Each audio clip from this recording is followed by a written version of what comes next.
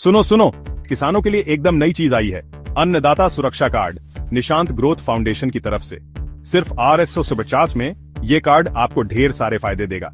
चाहे आप किसान हो, पशुपालन करते हो या खेती से जुड़े हो, ये कार्ड आपके लिए ही बना है। अन्नदाता सुरक्षा कार्ड के साथ आपको सरकारी योजनाओं की जानकारी, पैसों की मदद और अच्छी खेती के लिए सहायता मिलेगी। साथ ही नए मौकों की खबर और समाज के साथ जुड़ने का मौका भी। और सबसे अच्छी बात, हमारा इनवाइट करो और कमाओ प्रोग्राम। अपने दोस्तों और परिवार वालों को जोड़ो और कमीशन पाओ। आसान है ना?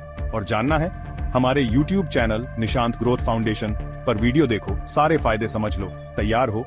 हमारी वेबसाइट www.nishantgrowthfoundation.org पर जाओ, ऑनलाइन पेमेंट करो और बस हो गया। तो देर किस बात की, आज ही अन्नदाता सुरक्षा परिवार का हिस्सा बनो और साथ मिलकर आगे बढ़ो। खुश रहो, खेती करो।